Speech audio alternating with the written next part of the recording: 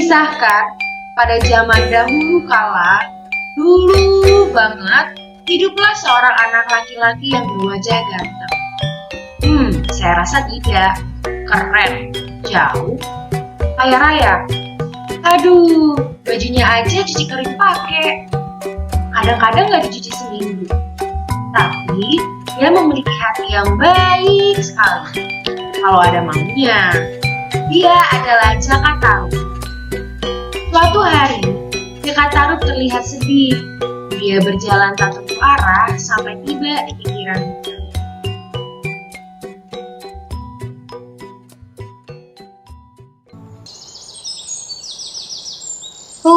Nggak enak banget jadi orang nggak punya. Mau jajan aja nunggu teman yang jajanin. Itu juga pakai syarat. Harus inilah, itulah, pokoknya disuruh-suruh dulu. Mau ikut main sama-sama aja. Aku yang dikalahin. Misalkan main petak umpet. Siapapun yang kalah, tetap aja aku yang jaga. Apalagi kalau pada main handphone. Aku cuma bisa nontonin mereka sambil nahannya perih hati ini. Oh my god. Dengan hati yang gundah gulana tiada tara, Jaka Tarub meneruskan langkahnya memasuki hutan. Sementara itu, di sebuah telaga yang indah di tengah hutan rimba yang damai dan tenang, tiba-tiba dihebohkan dengan suara tawa canda 7 bidadari yang turun dari kayangan. Rencananya sih mereka semua mau mandi di telaga, tapi para bidadari membentangkan selendangnya melayang di udara sambil tertawa-tawa, dan akhirnya mereka menginjakan kaki di bumi. Akhirnya sampai juga di telaga ini. Ayo kita mandi. Tunggu! Kenapa? Iya, kenapa? Aku nggak mau mandi di sini. Oh, apa ada yang salah dengan telaga ini? Atau kamu lihat sesuatu? Enggak ada yang salah sama telaga ini. Semua baik-baik aja kok. Terus kenapa kamu gak mau mandi di sini? Iya nih, kenapa sih? Aku bosan. Coba deh kalian pikir, masa setiap turun ke bumi kita cuma numpang mandi? Kayak di kayangan gak ada air aja. Iya ya, setiap hari kita mandi di kayangan. Airnya juga nggak kalah bersih dan segar. Kita mandi di bumi karena sudah tradisi. Bidadari-bidadari sebelum kita juga selalu melakukan ini. Terus, kalau kita nggak mandi, ngapain turun ke bumi? Jalan-jalan ke mall. Apa nyari jodoh gitu? Gak juga, Keles. Kita nggak mungkin ke mall terus cari jodoh dengan penampilan begini. Bisa-bisa kita dikira sindir nyasar. Lalu kita ngapain dong? Aku sih punya ide. Gimana kalau kita main-main aja di sini? Kita senang-senang. Di kayangan kan, kita nggak bisa tertawa lepas seperti di bumi. Di sana, kita harus selalu jaga tata krama dan sopan santun. Aku nggak setuju. Kita turun ke bumi kan janjinya cuma mau mandi. Makanya ayah kasih izin. Kalau kita langgar, ayah bisa marah. Dan kita semua pasti dihukum. Ayah nggak bakalan tahu. Asalkan di antara kita nggak ada yang bilang. Ini rahasia kita bertujuh. Gimana? Yang setuju angkat tangan. Semua saling menatap, lalu satu persatu mengangkat tangannya kecuali bidadari satu. Semua mata tertuju ke bidadari satu, dan akhirnya dia pun ikut mengangkat tangan walaupun ragu. Yeay! Ayo, kita main di sana.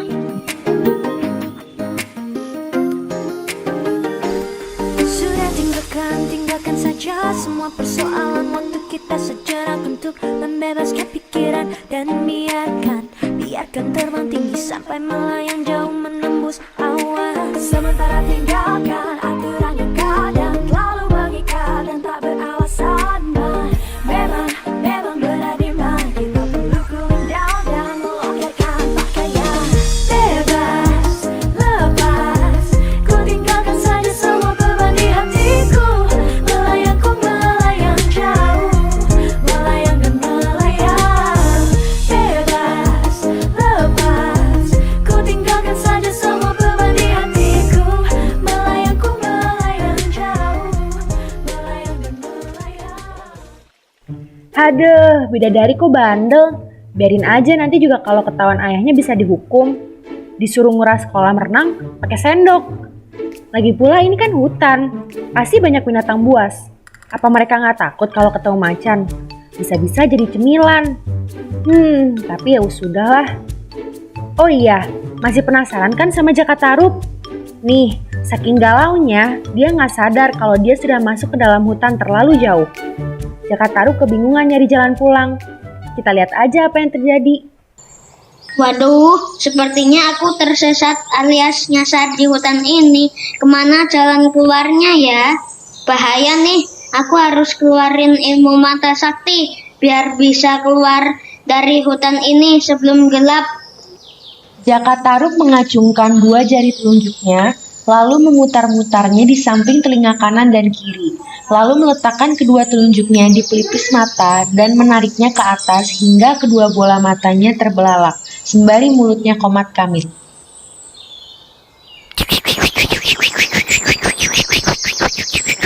Jakatarup memutar badannya, ternyata tak ada hasil. Dia pun menyerah dan menurunkan tangannya. Gagal. Gimana nih kalau kemalaman di hutan? Bisa-bisa besok pagi aku jadi sarapannya.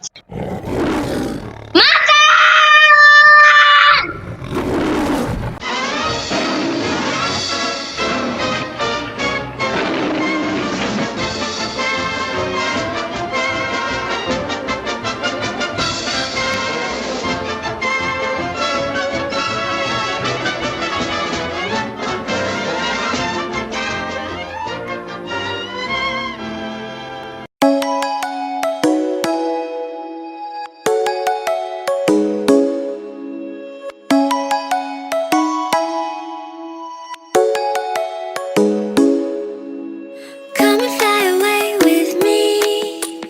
Come and fly away with me. Come and fly away with me. Come and fly away with me. Come and fly away with me. Come and fly away with me. Come and fly away with me. Come and fly away with me. Don't you be afraid, everything will change. You and I jumping off the edge. They say dreamers never die. So come and fly, come and fly, come and fly away with me. Kita main di bawah aja yuk. Aku capek terbang terus. Ayo, aku juga capek. Tapi kalian harus ingat ya, kita nggak boleh lama-lama mainnya. Nanti ayah curiga dan kirim prajurit hayangan untuk menjemput kita. Iya, kamu jangan terlalu khawatir lah. Santai aja, kita nikmati waktu senang-senang kita. Ya udah, kita istirahatin selendang kita supaya punya kekuatan untuk bawa kita pulang ke kayangan. Lalu mereka meletakkan selendangnya masing-masing di satu tumpukan. Kita main demi kado yuk. Ayo! Lalu mereka mulai bermain sambil tertawa-tawa, sementara Jakatarup yang tadi lari terbirit-birit sampai di tempat itu dan menghentikan larinya. Loh, kok di tengah hutan ada anak-anak yang lagi main sih? Perasaan ini jauh dari perumahan warga. Aku jadi curiga. Ngumpet ah.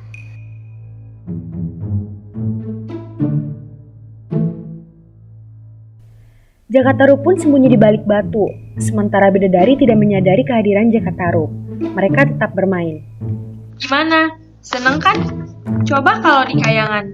Mana boleh bidadari seperti kita tertawa lepas kayak gini. Pasti diomelin. Iya ya, ide kamu bagus juga. Pasti kita bidadari paling bandel. Semua tertawa. Jakatarup terperangah mengetahui bahwa mereka adalah bidadari. Apa? Bidadari? Kenapa mereka bisa ada di sini? Jadi kepo nih Hakyu. Kayaknya aku harus ikutan main sama mereka. Baru saja Jakatarup mau melangkah, dia melihat setumpukan selendang bidadari. Langkahnya tertahan dan dia kembali bersembunyi. Selendang bidadari. Kata orang, kalau kita bisa dapetin selendang bidadari, kita bisa jadi kaya raya. Aha! Merasa impiannya menjadi kaya raya sudah di depan mata, Jakatarup berniat jahat. Dia pun mencuri selendang para bidadari. Perlahan-lahan dia mengendap mendekati selendang-selendang itu, sementara para bidadari tidak menyadari selendang yang dicuri. Hahaha, aku bakalan kaya raya. Goodbye Jaka Tarub Ismin. Hahaha. Jakataru pergi membawa selendang. Tak lama salah satu bidadari menyadari bahwa selendangnya hilang. Hei lihat, selendang kita hilang. Mending kita cari aja yuk. Mereka panik lalu mencarinya menyusuri hutan. Ampun deh Jakatarup, mau hidup senang aja sampai nyuri gitu. Emang sih nggak ada yang lihat kamu nyuri. Tapi ingat, Allah Maha mengetahui. Dan yang Jakatarup lakukan itu dosa. Ya, semoga dia bertobat deh. Oh iya, selendang itu kan alat untuk bidadari terbang. Kalau selendang itu nggak ada, apa yang bakal terjadi ya? Ini kisah selanjutnya.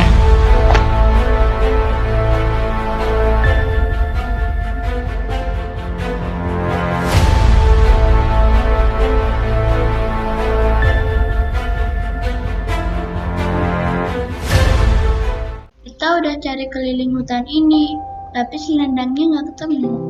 Bahkan kita udah keluar dari hutan, tapi tetap nggak ketemu. Terus gimana dong? Ya, nggak gimana-gimana. Yang pasti kita nggak bisa pulang ke Hayangan. Ayah pasti marah banget nih sama kita. Kamu harus tanggung jawab. Kenapa harus aku yang tanggung jawab? Ini semua kan ide kamu. Coba kalau kita nggak main, nggak senang-senang, pasti selendang kita nggak bakal hilang. Coba kalau kita tepatin janji kita sama ayah. Kita turun ke bumi kan cuma mau mandi. Pasti selendang kita masih ada. Jadi kamu yang harus tanggung jawab.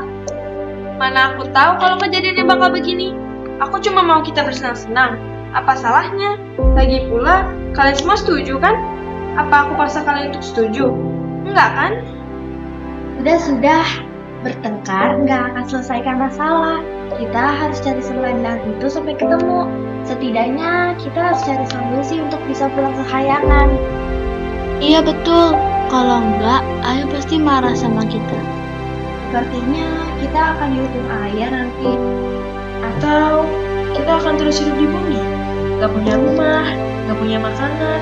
Bahkan bisa jadi kita bakal disantap binatang buas di sini. Gak mau.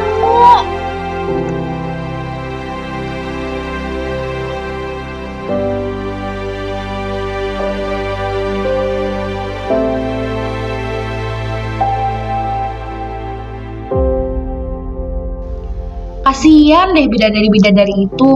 Pasti bingung, takut, sedih, campur aduk kayak gado-gado. Tapi mau gimana lagi? Itu kan resiko kalau kita coba bohong sama orang tua. Ayo kita cari lagi selendangnya. Setidaknya kita harus menjauh dari hutan sebelum gelap. Bahaya.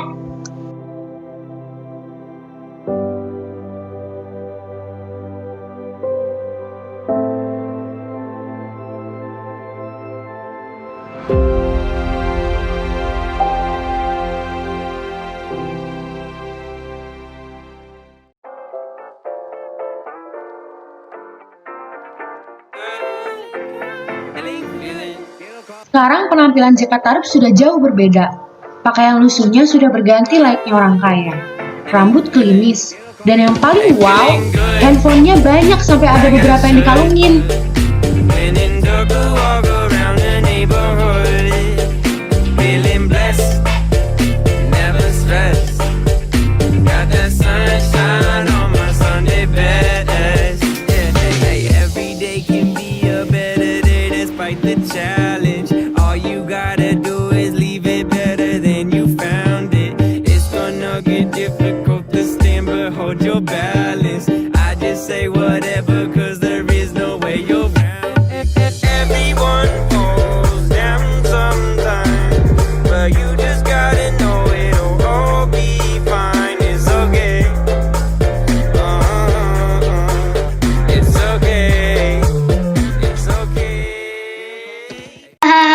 Aku bakalan kaya raya. Goodbye Jaka Tarub Ismin. Hahaha. Hahaha. Enak banget ya jadi orang kaya. Mau apa aja tinggal beli. Sekarang aku nggak perlu lagi nyari teman. Biar mereka aja yang nyari aku. Tiba-tiba terdengar dering handphone. Jaka Tarub kebingungan HP mana yang bunyi. Aduh, yang mana yang bunyi ya? Beginilah orang kaya, kebanyakan handphone. Nah, yang ini ternyata. Oh, si Mama telepon. Mau apa ya dia? Nah, mungkin aku main sama mereka. Nggak level. Bisa-bisa badanku penuh sama debu. Oh no.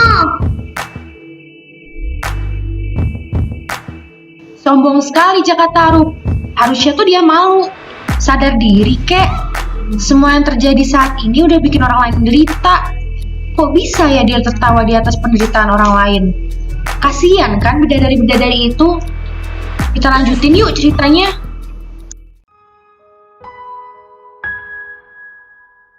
Aku lapar. Sudah 2 hari loh kita nggak makan. Iya, aku udah gak kuat lagi. Kalian yang sabar ya. Kita semua lapar. Kita semua juga capek. Tapi kita harus bertahan. Semoga ayah mengirimkan prajuritnya untuk nyari kita. Ya udah, kita istirahat aja dulu di sini. Kalian tunggu di sini ya. Aku mau coba cari permukiman warga. Siapa tahu ada yang mau kasih kita makanan. Aku temenin ya. Aku ikut juga dong. Jangan, kita harus selalu sama-sama. Gak ada yang boleh terpisahkan. Apapun yang terjadi, itu pesan Bunda. Bunda, aku kangen Bunda. Aku pengen pulang.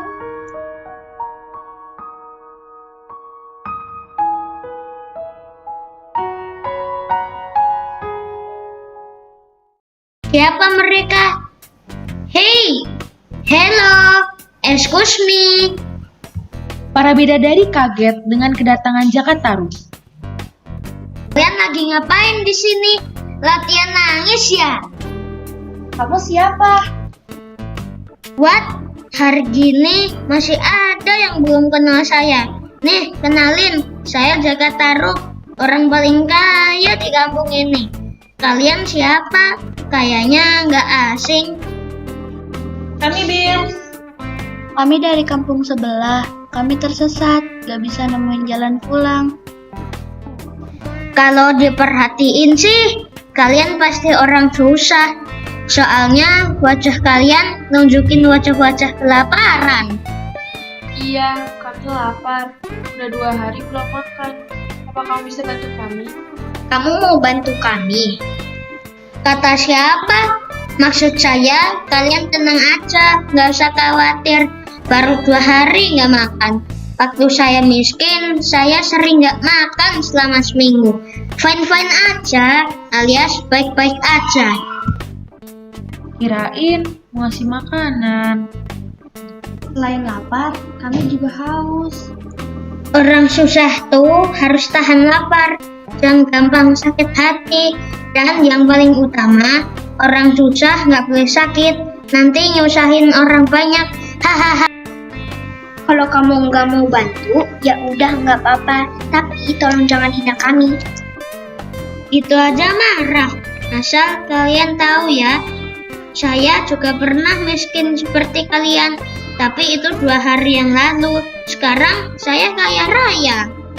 Mana mungkin dalam waktu 2 hari kamu bisa menjadi kaya? Kenapa tidak? Ini buktinya. Gimana caranya? Waktu aku galau, aku nggak sengaja masuk ke dalam hutan. Di sana aku nemuin bidadari lagi pada main. Mereka nggak tahu kalau selendangnya aku curi dan aku jual. Nah, inilah hasilnya. Berarti kamu yang ambil selendang kami. Sampai-sampai kami nggak bisa pulang ke kayangan. Kalian bidadari. Waduh, keceplosan. Kabur!